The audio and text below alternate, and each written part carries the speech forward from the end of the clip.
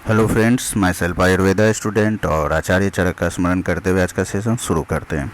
आज हम लोग चरक संहिता के सूत्र स्थान के चैप्टर नंबर 5 जिसका नाम मात्रा सीतीय अध्याय है उसको पढ़ने जा रहे हैं। ओके, तो बिफोर स्टार्टिंग द चैप्टर एक इम्पोर्टेंट श्लोक है जो इससे रिलेटेड है उसको कवर करते हैं। आप सभी को मालूम होगा कि आयुर्वेद का प्रयोजन क्या है। तो आयुर्वेद का प्रयोजन है स्वस्थस्य स्वास्थ्य रक्षणम अतुरस्य विकार प्रशमनम।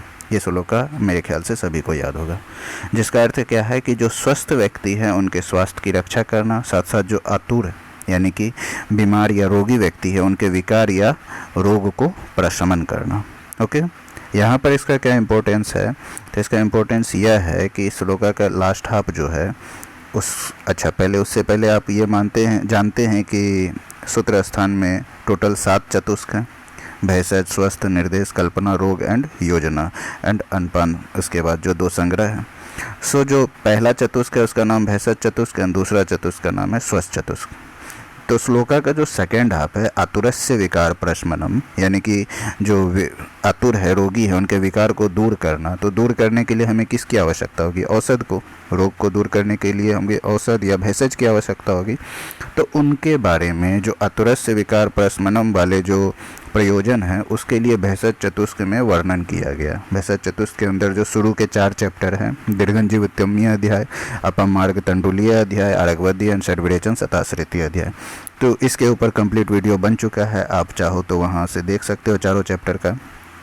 उसमें जो है हमने भेषज चतुष्क में ये सब आचार्य चरक ने कवर किया है। साथ साथ जो सेकेंड चतुष्क है स्वस्थ चतुष्क, इस स्वस्थ चतुष्क में जो आयुर्वेद का प्रयोजन का जो फर्स्ट पोर्शन है स्वास्थ्य स्वास्थ्य रक्षणम, अर्थात जो स्वस्थ व्यक्ति हैं उनके स्वास्थ्य की रक्षा करना है, उनके बारे में बताया। कैसे बताया है कि जो स्वस्थ व्यक्ति है उनके स्वास्थ्य की रक्षा करने के लिए आहार विहार मेनली इसी की आवश्यकता होगी। औषध की आवश्यकता तो बीमार लोगों के लिए है, ठीक है।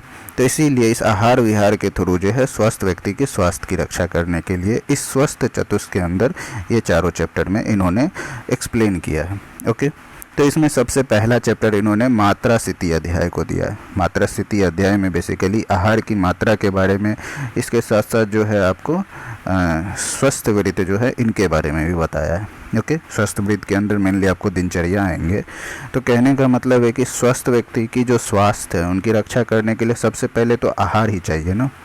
इसीलिए सबसे पहले इन्होंने आहार के लिए मात्रा स्थिति अध्याय किया। उसके बाद जो है देखा गया है कि आहार तो अच्छे से ले रहे हैं, लेकिन कुछ कुछ सीजन हैं जिसमें स्वभावतः दोष की वृद्धि होती है, जैसे वर्षा, शरद, बसंत। आप जानते होंगे इसमें वात, पित्त, कफ जो है क्रमशः इन सारे दोषों की वृद्धि होती है।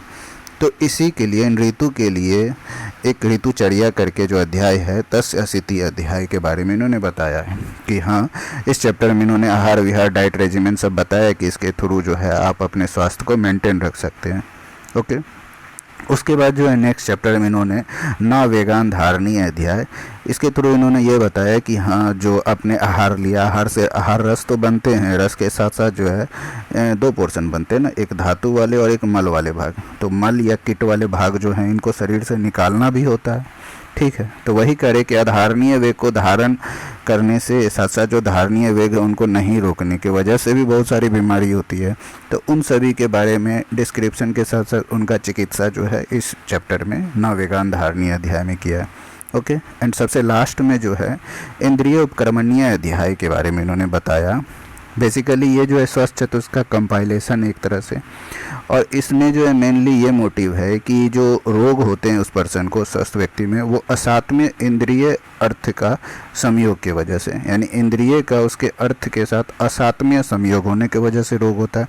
इसीलिए उस इंद्रिय के बारे में जो है अगले चैप्टर में इन्होंने बता करके ओवरऑल जो है स्वस्थ चतुष्क को कवर किया। साथ साथ आयुर्वेद का जो ये प्रयोजन है स्वास्थ्य रक्षणम उसको क्लियर किया। ओके, बेसिकली इस चैप्टर को जो है हमने 2 हेडिंग के अंदर पढ़ना है। फर्स्ट हेडिंग में हमें आहार विषयक विचार जो हैं, जो डाइट, जो आहार हैं उनके बारे में पढ़ना है। ओके। एंड सेकेंड हेडिंग में स्वस्थ वृत्त के बारे में, जो पर्सनल हाइजीन है उनके बारे में। ओके।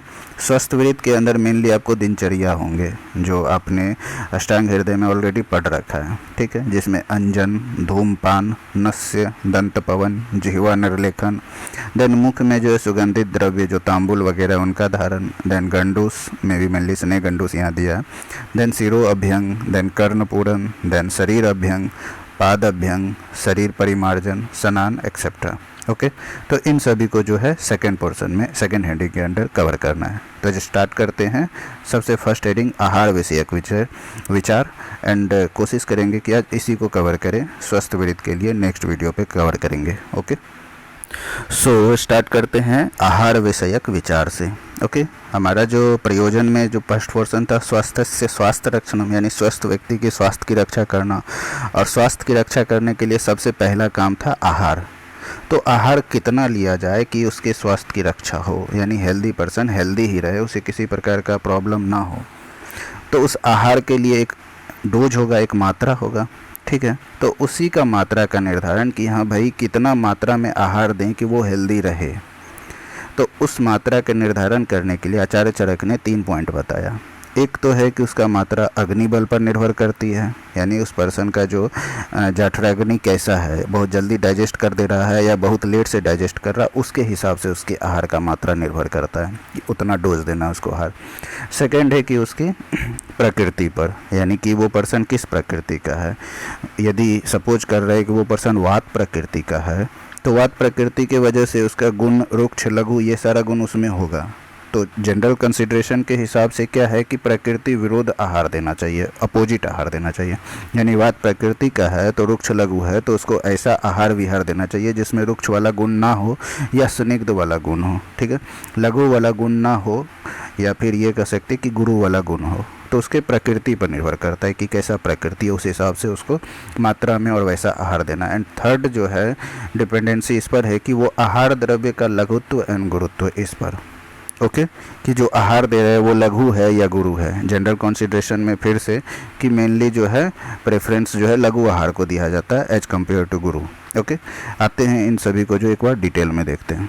सो इस चैप्टर का जो सबसे first shloka, first means third shloka, शुरू के 2 श्लोका तो सब में कॉमन ही रहते हैं। तो जो वेरी फर्स्ट श्लोका उसमें इन्होंने बताया कि मात्रा सी स्यात्, यानी कि मात्रा पूर्वक आहार लेना चाहिए, मात्रा पूर्वक भोजन करना चाहिए स्वस्थ रहने के लिए, ठीक है। अब मात्रा पूर्वक भोजन रहने के लिए इन्होंने 3 पैमाना दिया है। आहार मात्रा पुनः अग्नि बल अपेक्षिनी। सबसे पहला क्या है कि अग्नि के बल पर अपेक्षा करता है कि अग्नि के बल को वहाँ पे कंसीडर करना है। जैसे कि कोई पर्सन का जठराग्नि कैसा है, अग्नि मंद है, तीक्ष्ण है, विषम है या सम है, ठीक है। किसी का अग्नि तीक्ष्ण अग्नि वाला है तो वो बहुत जल्दी भोजन को डाइजेस्ट कर देगा, तो उसको उस हिसाब से गुरु आहार देना होगा। किसी का अग्नि मंद है, डाइजेस्टिव कैपेसिटी उसका बहुत लेट डाइजेशन होता है, तो उसको लघु आहार देना होगा। तो सबसे पहले जो है उसका मात्रा किस पे हुआ, अग्नि बल पे।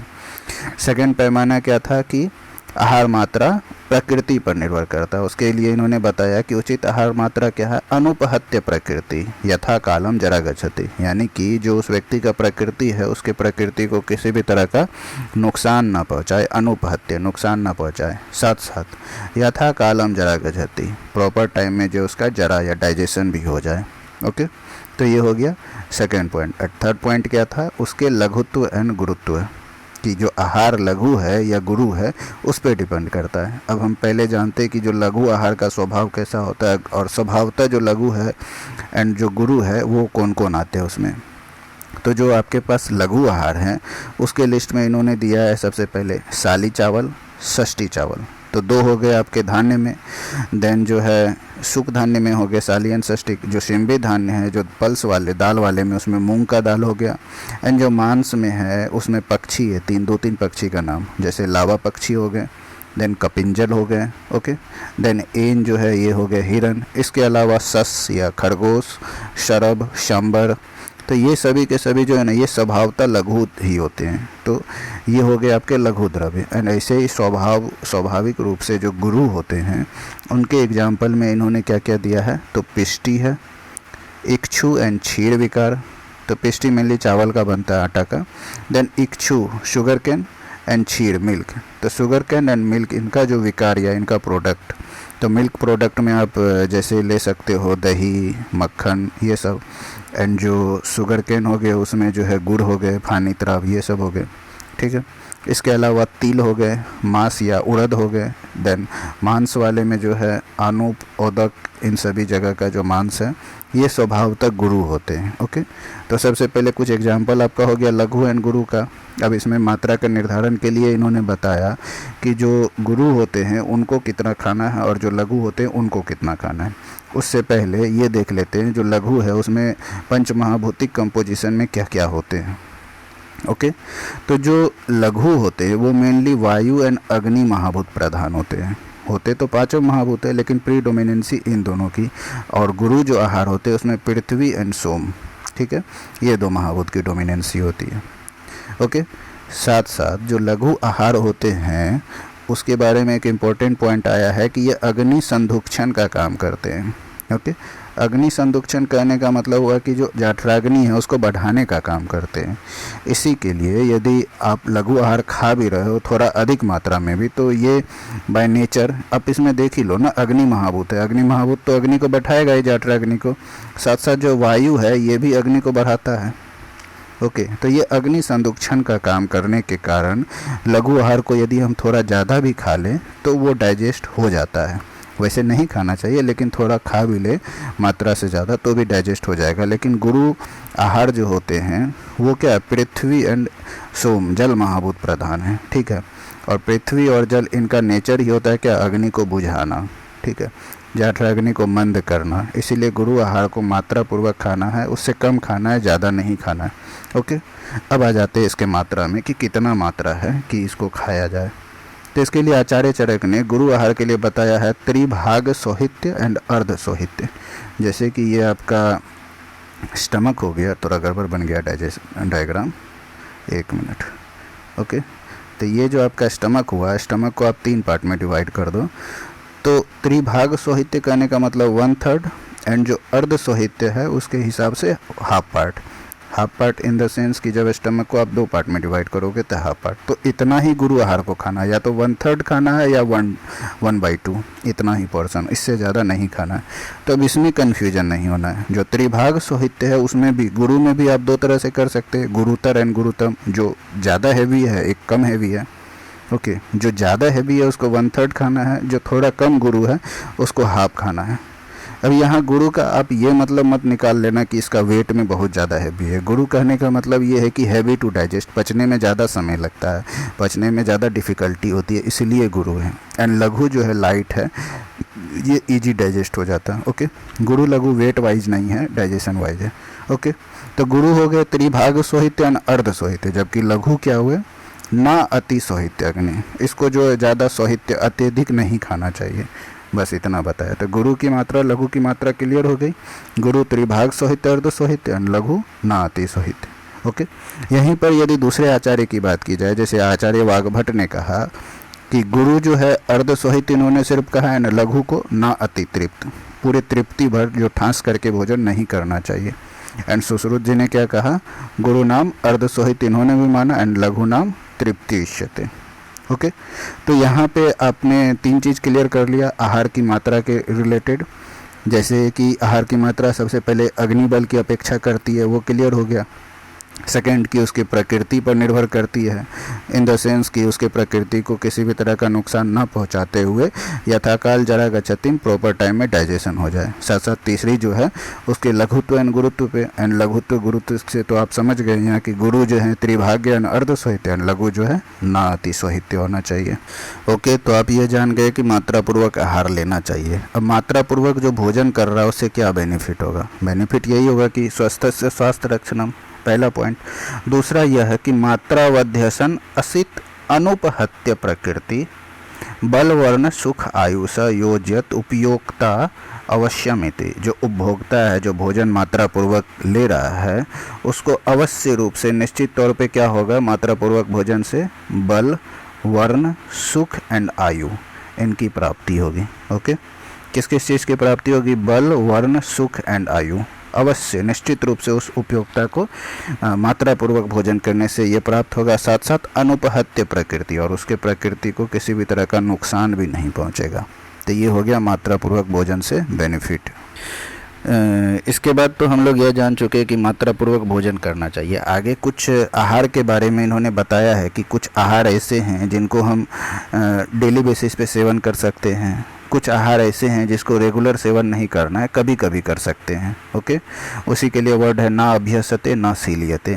तो ये दोनों जो इसके अंदर जो भी आहार हैं, इनको जो है हम सर्वथा सेवन नहीं करेंगे, इसको कभी कभी सेवन कर सकते हैं। ओके, देन ना उपयोज्यते, इसके बारे में कहा है कि इनको कभी भी सेवन नहीं करना चाहिए। ओके, इसके बाद जो है कुछ आहार हैं इसको डेली सेवन करना चाहिए। तो सबसे पहले यह देखते हैं कि किस आहार को हम डेली सेवन नहीं कर सकते या कभी कभी सेवन कर सकते हैं। उसमें आया है सबसे पहले वल्लूरम, इन्होंने बताया है। तो इसको चक्रपाणी जी क्लियर किए। वल्लूर का मतलब होता है शुष्क मांस, सूखा मांस। बहुत लोग जो है मांस या मछली को सूखा करके रखते हैं और बाद में जो है इसको सेवन करते, ग्रहण करते हैं। तो ये जो शुष्क मांस है, इसके बारे में इन्होंने कहा कि डेली सेवन नहीं करना, कभी कभी कर सकते हैं। शुष्क मांस के साथ साथ शुष्क शाक, ओके, सूखा हुआ जो शाक होते हैं, शाक होते हैं, इनको सेवन नहीं करना है।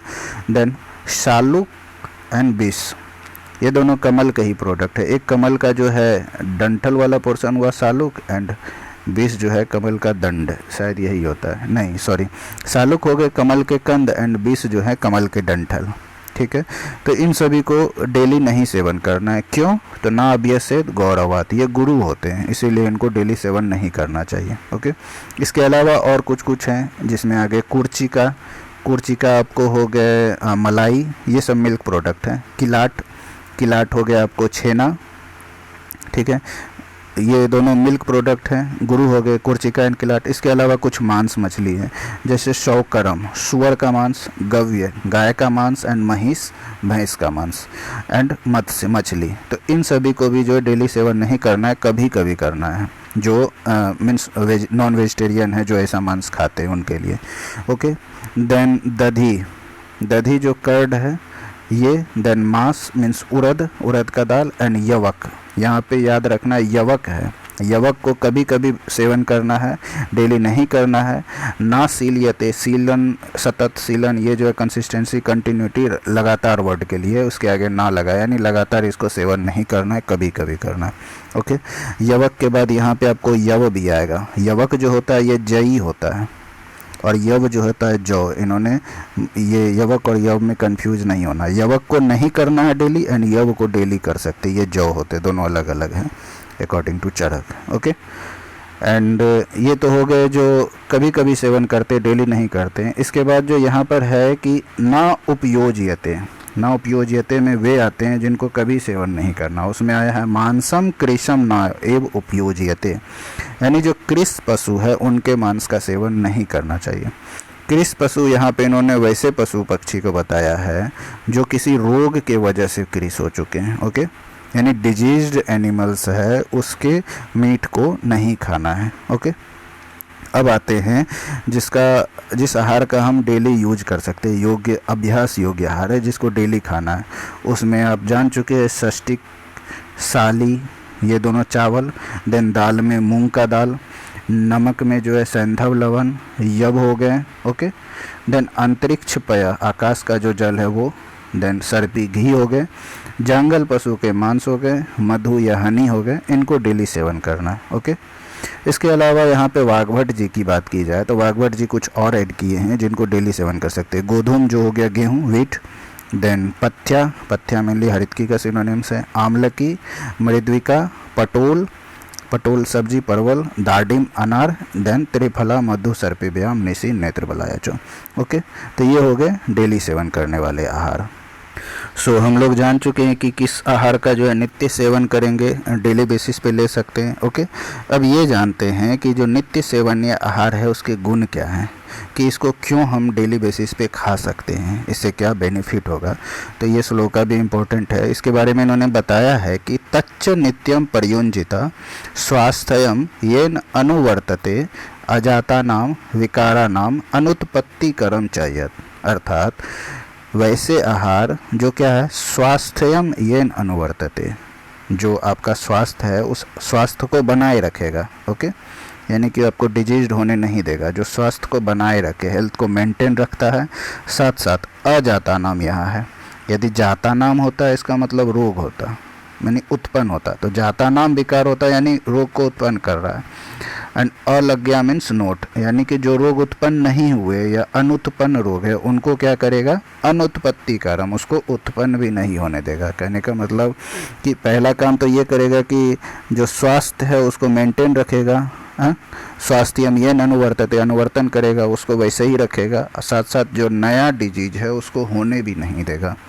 तो ये गुण होने के वजह से इस आहार का जो है डेली बेसिस पे यूज कर सकते हैं। वैसे भी हमारा जो प्रयोजन जो था आयुर्वेद का, जिसका पहला पोर्शन जो स्वस्थ चतुष्क के अंडर में इस चैप्टर को रखा, वो यही था ना, स्वास्थ्य से स्वास्थ्य रक्षणम। यानी कि ये आहार जो है जो नित्य सेवन कर रहे हैं वो स्वास्थ्य को तो बनाए रखा ही है, साथ साथ जो नया डिजीज भी नहीं होने दे रहा है। इसीलिए इस आहार को नित्य सेवन्य आहार कहा जाता है, जिसके अंडर ये सब आ रहे हैं। ओके, षष्टिक चावल, साली, मूंग, सेंधव, लवन, ये सब। Okay, so friends, in this way आज का फर्स्ट हेडिंग तो कवर होता है, जिसमें हमने आहार के बारे में जान रखा है। एंड नेक्स्ट हेडिंग जो स्वस्थ वृत्त है वो एक बड़ा टॉपिक भी है और साथ में उसको एक साथ कवर करना ज़्यादा अच्छा रहेगा, इसीलिए उसके लिए नेक्स्ट एक सेपरेट वीडियो ही बना दूंगा। एंड यदि ये वीडियो आपको किसी भी तरीके से हेल्प कर रहा हो, कॉन्सेप्ट बिल्डअप में हेल्पफुल हो, तो आप प्लीज़ इस चैनल आयुर्वेद भवा को सब्सक्राइब कर सकते हैं। साथ साथ इसे आप शेयर भी कर सकते हैं। एंड ज़रूर आप लोग जो है कुछ ना कुछ कमेंट हमें ज़रूर बताएं कि ये वीडियो हेल्पफुल है या इसमें कुछ इम्प्रूवमेंट करना है। हो सकता है बहुत सारे मिस्टेक्स हो तो आप वो भी बताएं ताकि दूसरों को हेल्प हो, साथ साथ मेरा भी कॉन्सेप्ट बिल्डअप हो। And thanks for watching and have a nice day.